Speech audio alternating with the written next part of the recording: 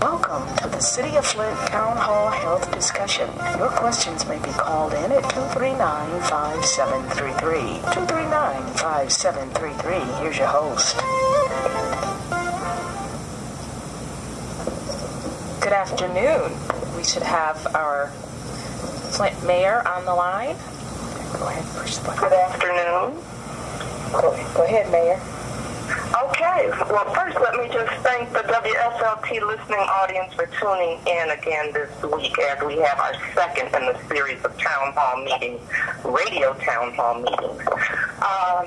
Last week, one of the things I mentioned was that as a first step in addressing some of the various public health concerns of the residents that we've been hearing about, one of the first things I did was call for a public health advisor, and that's Dr. Pamela Pugh. And the reason that I called for a public health advisor was for several reasons.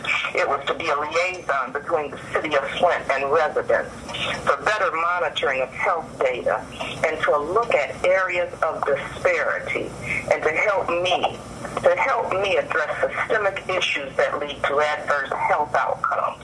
And that's what the role of our Chief Public Health Advisor is.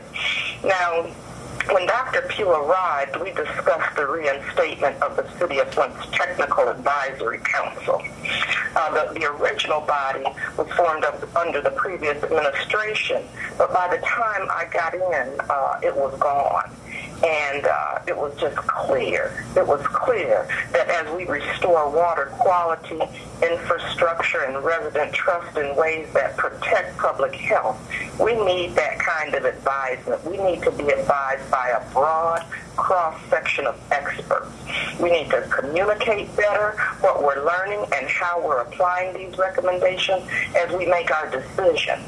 And so we're happy to be hosting this series of weekly radio town hall meetings on WFLT 1420 AM.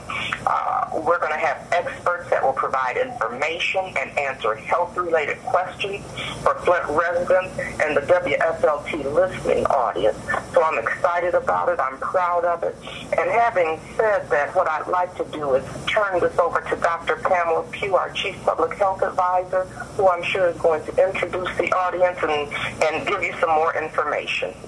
Right. So we're happy to have members of the Genesee County Medical Society. They also serve as members of the Flint Technical Advisory Committee that you just talked about, that Mayor Weaver just talked about.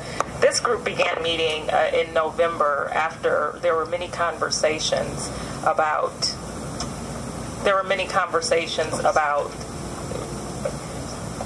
and these were members that were comprised of the medical as well as the scientific community, and there were many conversations. We were talking about our broad yet common concerns that we each noticed and that we were hearing from residents. And so we wanted to begin to gather these concerns as well as talk about how they were being addressed or how we needed to proceed in addressing them together with community voice at the forefront. And so when we first started talking, we came up with this statement, specifically as it relates to the water crisis. And our statement is that many efforts have been put forward to address the water crisis. However, residents and consumers believe that there is still something wrong with the Flint municipal water and its infrastructure, and the appropriate steps to prove its safety have not quite been completed and or adequately communicated. So the City of Flint Advisory Board, Technical Advisory Board, formed, and we wanted to serve as a trusted and credible source of information on risk and benefits of intervention strategies around the water crisis. We also wanted to begin to develop communications plans that are timely and that ensure transparency and at a level that the general public can understand. And very important is that we felt the need to utilize independent panel of scientists, and not those scientists who are just working currently here in Flint, but an independent panel of scientists that we could go to do a check on the information that we're hearing and that we're receiving from not only the scientists, but also the regulatory body.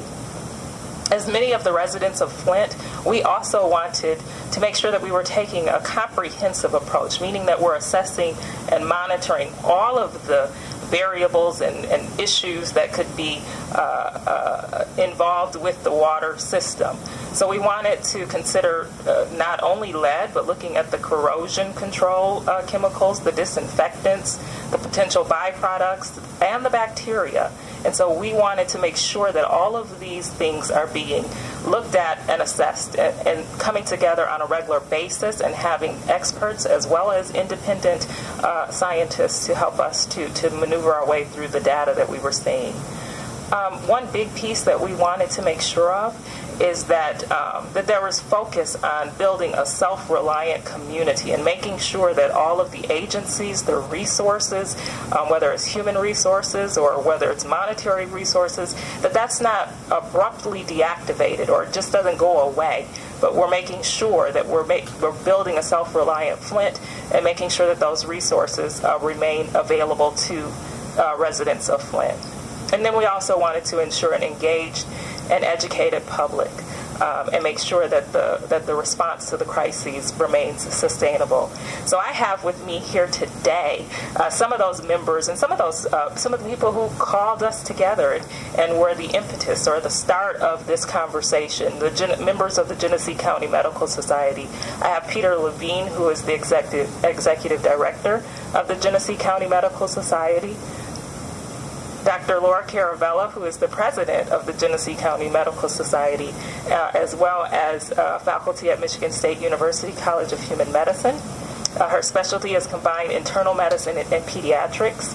I have someone who needs no introduction, a Flint resident and former president and CEO of Mott Children's Health Center, Dr. Lawrence Reynolds. And so they're going to share with us, share with the listeners, share with you some of their thoughts as we're continuing to build public health here in the city of Flint. And we want to hear from you.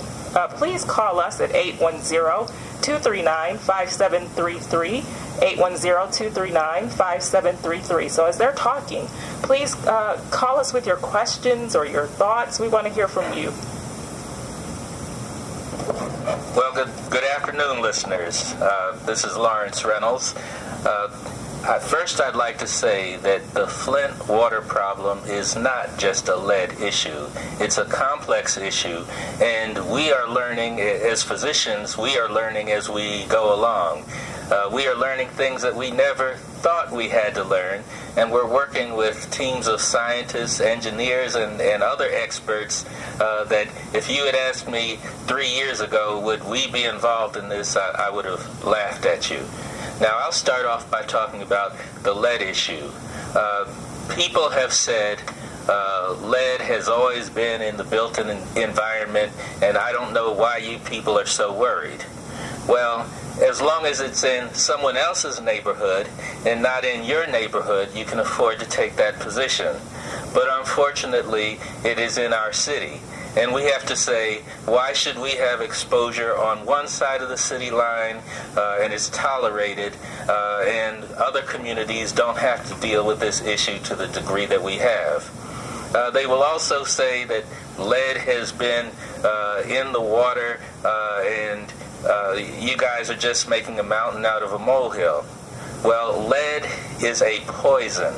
It's a toxic substance that damages living cells, and it involves brain, nerve, heart, kidney cells.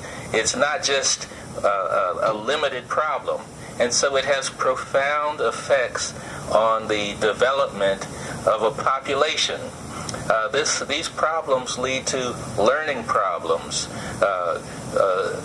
behavior issues, and if you can keep in mind it's a community problem, we may not see, as we did when I graduated from medical school, children who are comatose, just laying there lethargic, children who are having seizures due to lead. But now that we can study the problem of lead in human bodies with better equipment and broader studies, we can tease out the effects of lead in an entire population. So it has profound effects. So some children will struggle to learn all the things that we took for granted. We call them activities of daily living, things that we have to learn how to do when we grow up. It makes things more difficult. So anything that threatens the long-term development of children in our community is a problem that we must address. So we urge everybody, if you have not, you yourself as an adult, or your children, your grandchildren, nieces and nephews, if you all have not been tested and you live in Flint and you drink Flint water, go to your physician and make sure that you have a blood lead test drawn. Now that will at least remove an immediate worry. The next thing that we ask you to do is get your water tested. And you may say, well, I had my water tested a year ago or a year and a half ago. Well, because the system is relatively unstable with all the changes that are going on, and when I say system, I'm referring to the pipes in our houses, you need to get your water tested again, just so that you know right now how your situation is for your home. And the testing is free. All you have to do is get your collection jugs from the water distribution site, follow the directions. It's just 2 bottles first thing in the morning or after you return from being away all day. Collect the water and return it to that same distribution site, and you will get your result within 2 to 4 weeks. And I've done it most recently for my own home. So it's important that we do this so that we are sure we are doing everything as users of Flint water can do to protect ourselves from the problems of lead. Now, lead also creates a problem for women who are pregnant because it may affect the baby that they're carrying, women who are breastfeeding, as well, and we said children under 6, because they are particularly sensitive to the poison effects of lead on cell function. And cells are those little units that compose every part of our body. I think I'll turn it over to my colleagues now. And don't forget to call in with your questions, 810-239-5733. Thank you, Dr. Reynolds. This is Laura Carvalho, and I would also like to share some information with you about infection risk that may come from the water. As some of you know, the Medical Society has put out recommendations now twice. The first was back in June of 2016, and now most recently last month. These recommendations have changed, and they will likely continue to change as we follow the information that comes out. We really try to operate on what we call the precautionary principle, which is something that's embraced by public health and medicine, which is that even if you don't have full evidence, if there is a potential problem that you think is realistic, that could be in place, then we try to make recommendations that cover those potential problems. So along with that, we wish that we could be absolutely certain, but we don't have enough information right now, and the collection and analysis of this information is ongoing. So as Dr. Reynolds said, everybody needs to get their water tested for lead. The other concern that we have is the possibility of infection. And we're coming into that time when we're getting into warmer weather and also construction season. And so both of these things are a concern because there is a possibility of breaks in the pipes underground. And also bacteria and other infections grow better in warmer water. So additionally, there are problems with the water system in that the chlorine levels are not consistent across all of the different places, and it's kind of hard to predict where the chlorine, which is a disinfectant, is going to be higher, and in some places it's very low or almost zero, and so there may not be that disinfectant protection in various parts of the water system.